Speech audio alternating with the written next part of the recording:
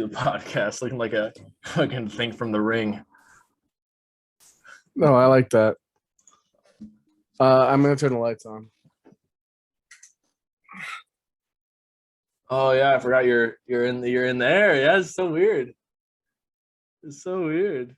Oh, God, there we go.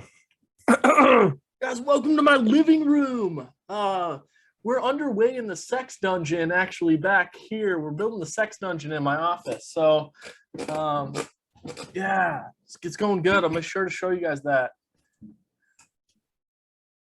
There you go. It's cute. Looks cozy. Looks like you got a little fire over there or something. Where? What? It's like not like a fire, but like it just looks cozy in that little corner. So, oh, there's a lamp. Yeah, I saw it. It's a lamp. You flicked it. Yeah, I flick it all day. So, what do you want to do? I don't know. We just suck dick.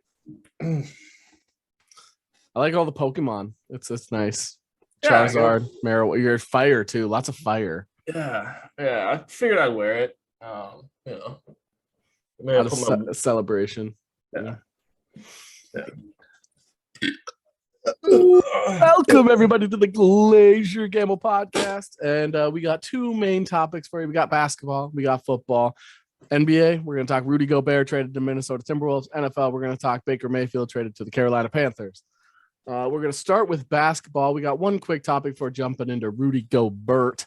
Kevin Durant wants to leave the Nets. We mentioned that quickly at the end of last week's episode. But today, news that we wondered if the Timberwolves were interested in him. We poked the bear. Found out did our we due the bear. diligence. Yeah. What would you think the Nets would want in return? One of the star players. Maybe even like D'Lo. A lot of talk was around basically everyone that we tried to make a trade with really wanted Jaden McDaniels. So I would say that the Nets probably would have wanted D'Angelo Russell. D'Angelo Russell, it's an expiring contract, 1 year. D'Angelo Russell, Jaden McDaniels, maybe like Jalen Noel, and then like 4 firsts. That's probably what I would say. And that is close. Yeah. That is close. Yeah. Instead, they wanted Cat or Ant. And Ant. Oh, sorry. And Ant. Cat and Ant and 4 first-round picks. Yeah. So, I understand wanting a lot of firsts considering you don't think you're going to win right away. But if you don't think you're going to win right away, then don't ask for 2 star players. Right. So, a 20-year-old superstar and a 26-year-old all-NBA center. Yeah. So, then apparently the Wolves hung up. Yeah. Thanks. We were Minnesota Knights. We're probably like, no, thank you. Oh, thanks. Thanks for giving us the information. Have a good day. Yeah. Have a good day. All right. Never talking to those fucks again. So Kevin Durant's market apparently isn't as hot as everybody thought. I'm glad the Wolves didn't pull the trigger on that sort of trade. That would have been dumb as hell. Yeah. One trade that they did pull the trigger on, though, Rudy Gobert. Gobert. I can't roll my R's. I sound like I'm having a stroke, so I can't. They are currently. Some people are already calling the Timberwolves the Twin Towers. Not a fan of the nickname. Yeah, not a fan. Yeah. No, we have to. Nope. I don't like that. Is a nickname that. However, is crash his and burn. nickname is just Cat, right? Big Cat, Big Cat, right? The Stifle Tower. That's what I know. Kind of Gobert as. Okay. The Stifle Tower. Yeah. Did you catch my Twin Towers comment or did I you got that? Oh yeah. I said it's a nickname that's gonna crash and burn. Yeah. Nice. Yeah. Nice. No. I was gonna say we gotta play through September, so oh no. But I don't like the nickname. Each of them can have their own individual nickname. We're more than just our 2 centers. I don't even think Rudy Gobert is our second best player. So no, I think he's focus on that as well. Yeah, I think he's D'Angelo Russell's on his last year. I don't know if he's going to come back. I don't know if they can make it work money wise. So he's probably our third best player, probably our best defender, just according to stats. I got a whole because I thought we were gonna have a pretty good discussion. I got a whole like note sheet of stuff I prepared for today. Okay. So, so I think we need to devalue first round picks. Yeah, like, I think they're valuable? I do think they're valuable, 100%. Like they're valuable. Last year, not this year. Last year we had Anthony Edwards, Jaden McDaniels, two wonderful first round picks. Anthony Edwards probably would stay where he is in a redraft, and Jaden McDaniels would move from 23rd or whatever where he was drafted to the lottery to like up in the lottery, right? So great picks. Do you know? I'm gonna give you the 4 first round picks before that. So this is between Cat's draft and Anthony Edwards draft. Okay. There's arguably one bench player. Josh Okogie. Right? You got Chris Dunn, who's basically like a third string. He was traded. Yeah. He was traded with Levine, right? Yep. So he's like he was behind Sadaransky and Kobe White. So like third string. Josh Okogie, Jarrett Culver, massive bust. And then Justin Patton, potential, but often injured. And and he also had like a heart issue or something. Okay, right. So now, say the Wolves didn't get any better, and we finished at 22 again. The last 4 picks at pick number 22 has one bench player. You got Isaiah Jackson, Zeke Naji, Grant Williams, who was on that Boston Celtics team, but he did come off the bench. And then Chandler Hutchinson. Okay. Yeah, none of those guys are terrible, but like I like Chandler Hutchinson. Zeke Naji's pretty like decent. Yeah, but like so we need to devalue first round picks, but they also are significantly valuable. Like you can find those diamonds in the rough too. Right. But yeah. So the last time the Wolves haven't made it out of the first round in the last 33 one time, or they made it out of the first round of the playoffs one time in the last 33 years. Right. And that was the KG Western Conference Finals where we lost to the Kings. Kings ended up winning it. And the last time we traded for a top 20 player was Jimmy Butler, which we made the playoffs. So we're adding arguably adding a top 20 player in Rudy Gobert. Hear me out. All right. That's a hard one for me to hear. So I'm okay. All right. I disagree. It's top 20, so let's hear it. So, since Rudy Gobert came into the league, he came into the league in the 13-14 season. While he was on the floor, his team or his plus minus rankings in the entire NBA, his rookie season was 83rd percentile. So towards the top, very good. After that, 98th, 99th, 99th, 100th, and 99th. So while he was on the floor, his team drastically outscored the opposing teams. Therefore, he had one of the highest plus minuses in the entire, like, since then. Okay. So I don't 100% understand win shares, but I did a little research. And essentially what a win share is it adds their defensive like efficiency and their offensive efficiency, combines that and puts it into a win share number. And that win share number is 1/3. It should be hypothetically 1/3 of the team's wins. So last year, Rudy Gobert's offense plus defense win share equaled like 19, which means the Utah Jazz should have won 57 games. I don't think they did, but the efficiency wise, they should have won 57 games with Rudy Gobert. And Cats, they should have won 51. So you're adding Rudy Gobert was 3rd in win shares and Cat is 5th in win shares. So while hopefully those two can mesh, and we'll just be sharing wins right and left. Okay, I would love to see some of his numbers broken down into playoff games. He shot fourth quarter into playoff games would be nice. He had the highest field goal percentage last year as well. Okay. The Wolves last year had five 5 lob dunks the entire season. 5 lob dunks.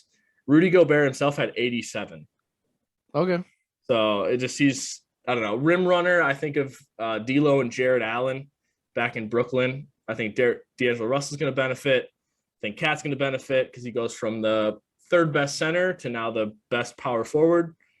Yeah, I mean, I'm very excited because we haven't really made a splash like this. We like I understand like the draft picks, the young players, losing some of these other guys, but the Wolves have been like stuck in mediocrity for a long time. So why not make a splash? And if it doesn't work, you're back in that mediocrity where you've always been. But if it does work, you got a chance to, do something special. So most people weren't huge fans of the trade. At least not the initial reaction to it. Yeah. Me, I don't like Gobert. I like aesthetic. So the pieces that we moved gives guys that I wanted minutes more opportunity. Bolmaro has a better chance for minutes. Jalen Noel has a better chance for minutes. Jaden McDaniels has a good chance for minutes now. A lot of these guys have a lot of chance for like more time, more play time. But I think losing Jared Vanderbilt was huge. I think that was in terms of defense as a guy that was okay starting or being on the bench and can guard 1 through 5. It's pretty versatile to give up. You got a guy like Kyle Anderson though, who can do something similar. They also got somebody else too. It was Taurean Prince. They re-signed Taurean Prince. I feel like they Bryn Forbes, the shooter though. But overall, I still don't like when I watch Rudy Gobert, just like what I mentioned, like with Kirk Cousins, like, yeah, he has the stats. There's plenty of stats that make him look good. But when I watch him in the last 2 minutes of a game, not scared. And I don't expect a touchdown. I expect a mistake. I expect an interception. I expect bad. When I watch Rudy Gobert, especially in the playoffs, he gets run off the court in the playoffs. There's a lot of I saw a couple of Utah Utah reporters and people who write for Utah Jazz, and they said don't let the fact that Utah's perimeter defense you can't put all that on Rudy Gobert also, which is something that we've seen with our own eyes, is that it's hard for Rudy to kind of go out there and guard those guys. He's a statue in the paint. Right. But I mean, he can move a little bit, basically, inside that 15-foot range. Like he's going to gobble the Warriors up. Get him onto Steph. The Warriors find a way to switch him. Right. And they go, he's supposed to be the best defensive player, and yet he's the target. Yeah. In the playoffs. But it's also perimeter defense. So like if you can get, I don't know, it's the perimeter defenders is like the perimeter defense. If they don't do their job, then it's going to exploit some things. But if they do their job, if they do their job, then it can make up for that. So yeah. I mean, and if the Wolves are statistically bad at defending the 3-point line and the paint, then we kind of just cut one of those. Right. And I like a lot of their moves change what they're bad at. Like we are clearly attacking defense, even though you got rid of Patrick Beverley and Jared Vanderbilt. You got rid of defense there, let Josh Okogie go. You're letting a lot of defenders go as well. I think what's lacking now. So now that you did bring some in though, like Prince and Anderson, like they're very now good that Beasley's gone though, you miss out on another shooter. Yeah, he had a bad season last season, but he was still consistently for half of the season. Right, was really good, especially after the All-Star break. My big thing is I just want to see, because Rudy Gobert's numbers look really good, but I want to see those stats in the fourth quarter of playoff games or just playoff games, because that's because if he's that good, Jazz are supposed to win 57 games. I don't think he's ever gotten out of the first round of the playoffs. Right. Like neither have the Wolves. So why would adding him and subtracting players? And also I want to say I don't give a shit about the first round picks. It's potential. Yeah, who cares about the 6th grader they're going to draft in 2029? Right. If you think about it, it's the current high school class, like the current freshmen through seniors, and the next set of freshmen through seniors. Wolves basically won't be paying attention to most of them because they'll only have every other year. Yeah. So we have 4, 6, even then 8. They could, like even then those picks might get moved around for conditionals, and you never know. So, I don't really care about the picks. I think it's always rough to miss out on young talent because that's where your salary cap wizards figure it out. Maybe the new owners are willing to go into luxury cap, but while they're willing to make big moves, we don't know if the new owners are willing to pay. Right. Keep paying guys. I hope it works out. I think the main thing I've always preached is Cat's a 4. Cat's not a center. Yeah. I've never thought Cat's a center. I think he plays too soft to be a center. He used to be a guard. He wants to hold the ball. The biggest complaint of all the fans in the postseason this year was he was scared, didn't want to go down low. He just wanted to sit around the threes and win the game for us. Rudy allows him to do more of that. Yeah. But I still think when we go up against the playoff teams in the West, Rudy Gobert will be who they attack. It's not going to be like a D'Angelo Russell. It's going to be a Rudy Gobert, or they have somebody at point and somebody at center that they have a way to exploit. So I think while the defensive numbers sound good, I think it'll attribute to I think the Wolves are going to be good enough to not make the play-in. I think they'll be like 6th seed, 5th seed. Rudy Gobert is going to transfer all those wins. I think they're going to get to the playoffs, and it's going to be something similar to what we have seen, unless we see big development out of some of the younger guys. Sure. Otherwise, I think we still have people that can be exploited now with the trade. Right. Well, I mean, like if you think of starting lineup, and you're like Rudy Gobert's perimeter defense. You mean right? Like getting him out? No, just overall. Overall, and it's really just his athleticism overall. Because even Steph would finish under him. Like Steph would finish driving on him as well.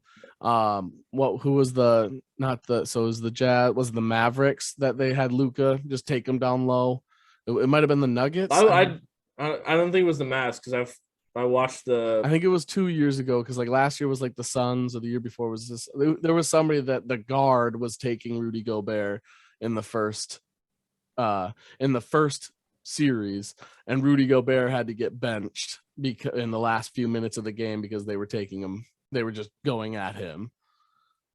So that's what I don't want to see in the playoffs, especially because if he's supposed to be the guy that takes us further into the playoffs, I don't understand why that's his weakest point of his game is playoffs, last few minutes where it counts.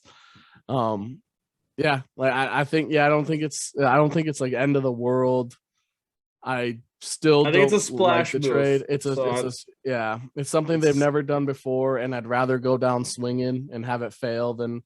But I would have rather them traded for a guard because I thought Walker Kessler would have been fine down low. Yeah, he might take some time to develop and become more like Rudy Gobert. Yeah, I don't know how much minutes he would have actually got on. Right. Yeah. But I think like I've always wanted a center next to Cap, but I think right now a point guard is also something we need. Maybe Jalen Noel is gonna slowly steal more and more minutes. Sure. But I'm very interested to get tickets to the home opener for us. Yeah. I think that'd be fun. We could see it firsthand. Yeah. I guess. And we'll be paying attention just because I don't know. So far I have low expectations but high hopes. So I personally usually when you have low expectations, it usually turns out. It usually surprises you. So I'm okay with that. I'm totally fine if Rudy Gobert ends up making this team a 60-win team. Sweet. But unless they make it out of the first round of the playoffs, I'm not going to view it as a success. I'll give it. I think that's okay. So like, do you believe in like windows? Like, do you believe like to attack a like a playoff window? Yep. Okay. So I think that's what the Wolves did with this. They've got 4 years of Rudy. We got 6 years of Cat. We're going to have 6 years of Ant. Right. So we have that 4 years. Now we'll give him the rookie max. And so we've got that 4-year window, I think. So that's what they're trying to well, and I saw that. So I can't remember which website said it. For some reason, I feel like it was Star Tribune, the Minnesota local, but they asked groups of fans, how long do you give the Timberwolves before you count the Rudy Gobert a success or a failure? And they said, based on the Timberwolves' success in 3 years, they said the Wolves should have at least one championship in the next 5 years, and they believe it should be 3. So most Wolves fans are giving it 3 years, and they believe they should at least make it to one championship in 5 and win it in 3. Okay. That's what most Wolves fans are expecting. I hopefully expect to get out of the first round. Yep, and that's the thing. Like, I want to make out of the first round this year. Next round, I'd like to make it to the conference finals or the finals. Yeah. And then I would like to win it. Yeah. I felt like I leaned on that most with fans. You gave up a ransom. Like, you gave up more than what Anthony Davis brought in, basically, for Rudy Gobert. And Rudy Gobert is not going to match anything Anthony Davis does offensively. He's not going to pass it the way he does. He barely plays defense better, in my opinion. Obviously, stats say otherwise, but when I watch him, I just don't see it.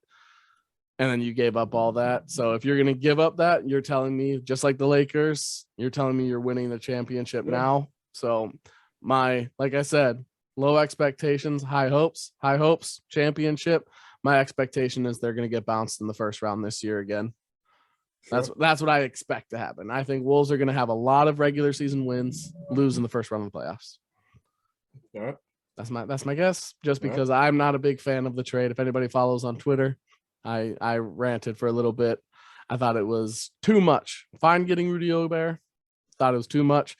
I've even said in the past before that I want somebody else to trade. Like, I would love a team to trade for Rudy Gobert, because that team is another team I'm not going to be scared of. So if I keep that mentality, I now think most of the teams in the NBA should not be scared of the Wolves because of Rudy Gobert. We'll see. So far, it's just a player I don't like is now on a team I root for. So I got to figure it out. Pat Bev was a personality thing. Rudy Gobert is play. So we'll see. We'll see if there's a difference there. We have one other topic. Another player was traded, but this time it was not a Minnesota team. This was a quarterback in the NFL for a team that we used to be fans of, the Cleveland Browns. Baker Mayfield, for those who have seen previous episodes before, I like Baker. I think he's underrated. I don't think he's top tier talent in the NFL, but I also think he's a starter. And I think there are players that people say are very good that don't make sense, and yet those same people say Baker's bad.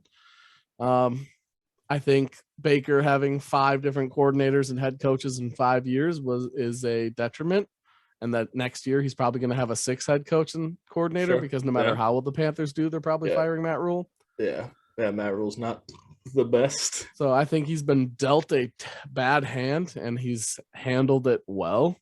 I think for somebody that's had that much of a roller coaster of a ride, to be able to not keep the Browns, like the most dysfunctional organization behind the Jets, to not keep the Browns at a 0-win team is impressive. Yeah, they were 1-31 in the 2 seasons prior, and then he eventually led them to the playoff run. Yeah, in the last 3 seasons, they had 4 wins before he got there. The previous 3 seasons, they had 4 total wins. Yeah. And then he got there and took them to the playoffs. Like, that's tough. And I get it. Like, we watched him against the Vikings sail a couple passes just over there. Yeah. I watched him against the Packers. Like, just misses. Yeah, I watched him against the Packers where he threw like 6 picks. Granted, there was a really bad interception late in the game that was 100% defensive pass interference. That was not called because it was the Packers player. Yep. But Baker, if that would have been called, Baker probably would have led them to a win over the Packers. But it was just a bad call. But it's at Lambeau. But it's the Packers. The team with like the 3rd most favorable calls ever in NFL. Yeah, it's fine. Yeah. It's go ahead and deny it, Packer fans, but it's true. You've had a couple bad ones, but over the history of the NFL, the Patriots and the Seahawks, not the Seahawks. Seahawks. There's one other team that had the worst. Rams, maybe Rams. The worst was the football team, the Panthers and the Seahawks. Yeah. They've had the worst calls. Yeah. Vikings right in the middle. So Vikings fans like to say we don't get calls, but over time we're right in the middle. Yeah, there's probably games where we're like, wow, that's a horrible call. And then there's some games that are like, we'll take it. That's clean. Yeah. That's clean. Bars hits clean. Diggs didn't throw that Saints guy during the Minneapolis Miracle. He didn't push him with his arm. It didn't happen. That guy just went flying by himself. He tripped. Yeah. But Baker Mayfield was traded to the Carolina Panthers for a conditional 5th round pick, as well as he had to take a $3.5 million pay cut in order for the Browns to agree to it. And the Browns are paying half of that salary. And the Browns paying half the salary. So the Browns really wanted him out because, they want an adult as their quarterback. Right. They want, somebody that really represents their team in a positive light. Right. As opposed to Baker Mayfield, who hasn't said a word in 2 years. Yeah. He's got good commercials, though. Yeah. If he retires, he's got a career in acting. Yeah. Which people say that all the time. So we're just throwing that on there. But then apparently the Panthers are not going to start him. It's going to be a quarterback competition between him and Sam Darnold. Whatever. For the Browns, whatever. Like you're throwing all your eggs into a criminal basket, and like go for it. Like this is all on you. We have a whole episode on Deshaun Watson. They probably just and at the end of the day they rubbed Baker the wrong way. If I were Baker, I would not have agreed. They rubbed him the wrong way. Yeah, now they have somebody to teach them how to rub people the wrong way. So exactly. If I were Baker, I would have played hardball as well. I would have been like, nope, I'm not taking a cut. I'll take a cut if the Browns pay for it. Like they have to just give it to me flat. That's fine. They clearly have no issue tossing out guaranteed money. Go ahead and give me that. Right, exactly. And change it. Yeah. I would have. Deshaun's first year only has $1 million guaranteed anyway. So you got plenty of salary cap. Toss it my way. Just toss it my way. That's fine. Yeah. If I were Baker, I 100% would have made a comment about, guaranteed money is not an issue for you guys. Just change it for me. That's fine. The Panthers, just as whatever, saying Sam Darnold's going to compete with Baker Mayfield. Sam Darnold, he's had less talent than Baker. He's had some change in coaching as well. But Sam Darnold has also been getting hurt. Baker's first major injury was like last year. Yeah, that was when he got surgery. Played through it because he wanted to make sure he didn't lose his job, and then they gave it away anyway. Right. Yeah. Because they blamed him for playing poorly on injury, but that's fine. Even though they have no offensive weapons, like and a defense that claims that there's like the toughest division always every year for defense with the Ravens and the Steelers. Yeah, but he's fine. Baker's fine. But Sam Darnold is trash. He is not good. Great. If you all the same excuses that people say like that why they claim Baker is bad apply to Sam Darnold. Right. Like they all, he looks good when he has a team around him. Like last year when he had Christian McCaffrey for 3 games, he was 3-0. Yeah, plenty of team. The Cardinals started like 7-0, and then they looked terrible at the end of the year. Yeah. And they had the same quarterback. So it's Sam Darnold was good for 3 games because that's what he can give you. He can give you 3 good games, and then he's like, I'm kind of spent. Like then, those 3 games, like I guarantee he probably didn't hit 300 passing yards. He was averaging over 300 a game for those 3 games. So, I mean, yeah. But a lot of that was Christian McCaffrey. Yeah. Christian McCaffrey's that good. Sam Darnold is not. Like, if you really come through, if Sam Darnold is starting over Baker Mayfield after this trade, that makes no sense. Right. Especially if Matt Rule's fighting for his job. You throw out the new guy and see what happens. Yeah. Baker's going to struggle in Carolina, I think. He does not have as good of a team as he's used to. Again, new coordinator, new head coach. Yeah. I think he's going to struggle, but I do think he can take advantage of a division that is in turmoil at the moment. Right. I think he can take advantage and, you know, I mean, maybe you're not better surprise than some the people. you're not better than the Bucks, but you have every reason to tussle with Saints and the Falcons. Falcons. Yeah, Saints. So I wanted to do a game before we're finish this episode here with Baker Mayfield, surrounding Baker Mayfield, called Baker Take. So do you want Baker or will you take the other guy? Sure. So just NFC teams, NFC quarterbacks that way, because AFC, we've talked about this before in a previous episode. AFC's loaded as hell with quarterbacks, and they're all young, very good. And on heroin. But now he's been moved from AFC to NFC. Team that he can compare with, or a division he compares with. Seattle Seahawks, Drew Lock, or Baker Mayfield. Okay, Drew Lock. You'll take Drew Lock. You'll take All right. Outside of the Falcons quarterback, who I have no idea who it is, it's like Desmond Ritter, that's who they drafted, right? That could be the guy. Drew Lock may be the worst quarterback in the NFC outside of, because I don't know who's playing for Atlanta, because I can't name who that is. So I would take Baker over Drew Lock. It's Desmond Ritter and Marcus Mariota for the Falcons. I would probably take Baker. Yep. I'd Baker. So Baker over Drew Lock.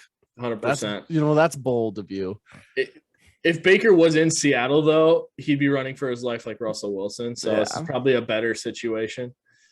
Yeah. Yep. I would agree. So yeah. So Baker doesn't have the weapons though. Baker over Drew Lock. Yeah. All right. This one I think is also easy. Matt Stafford or Baker?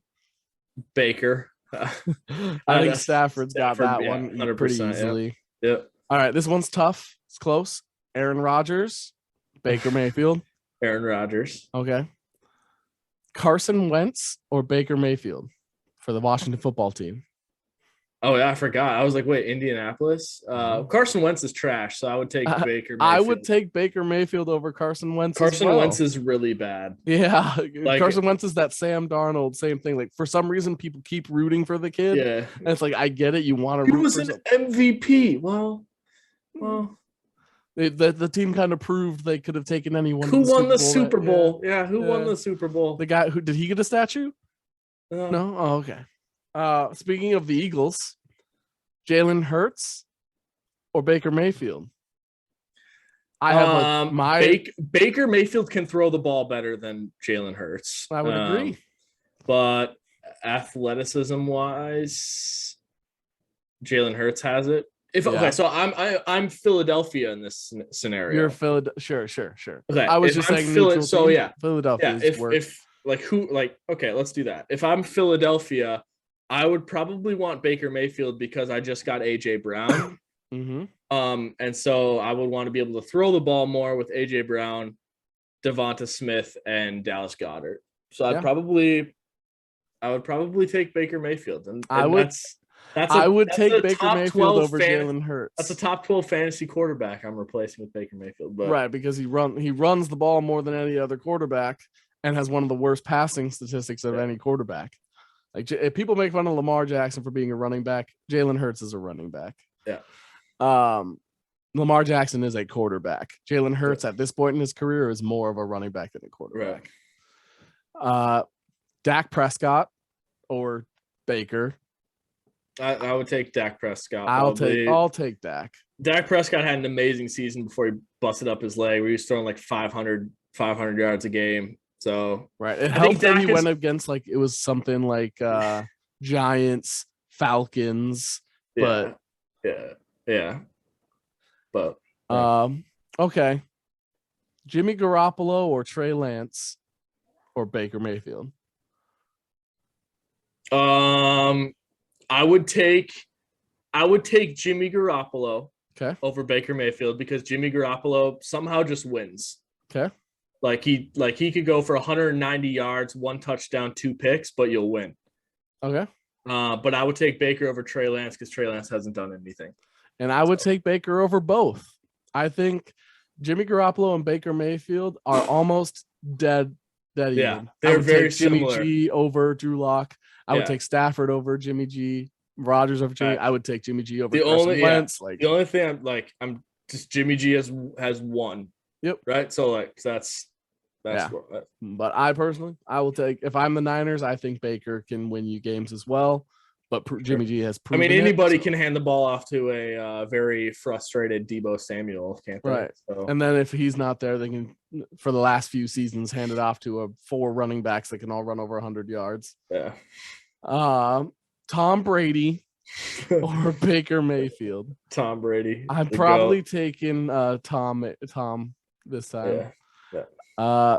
Sam Darnold or Baker Mayfield. I'm gonna take Baker Mayfield. I'm gonna take Baker there too. Kirk Cousins or Baker Mayfield. I'm taking Kirk. Yeah. I'm gonna take Kirk there. So this one we don't know who the starter is. Everyone. We're gonna get to NFC quarterbacks later, but Kirk Cousins is better than Kyler Murray. I'm just throwing that out there. But yeah, I would agree, and he's better than Dak in my opinion. Yep. Taysom Hill or Jameis Winston or Baker Mayfield. Baker Mayfield. I'm taking Baker. I don't want to be in that scenario for him. I don't want that scenario for him either. I don't want that scenario for anybody right now. Like Jameis, everybody wants to do well. Taysom is like the golden boy of the team. So it's like, I wouldn't want to be there if I was a QB, but I'm taking Baker over them. He wouldn't look too bad in a Saints uniform, I don't think. Danny Dimes? Is he still their starter? Yeah. Okay. They have Tyrod Taylor too. Okay. Danny Dimes or Baker Mayfield? Okay, Baker. Yeah, I'm taking Baker. Again, I don't want that scenario for anyone. A running back versus a quarterback there. Danny Dimes is a running back. Baker Mayfield's a quarterback. Just God, Danny Dimes and Drew Lock. Basically. I don't want that scenario for him either. This one I think is tougher than most people. I think most people instantly answer. I think it's tough for me. Justin Fields or Baker Mayfield? It's tough for you?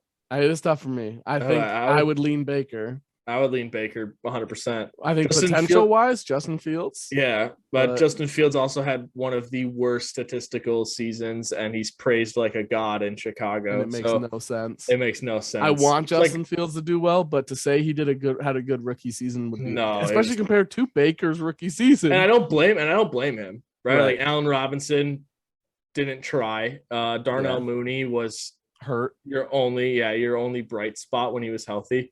And your O-line signed Dakota Dozier to start this season. So I don't know.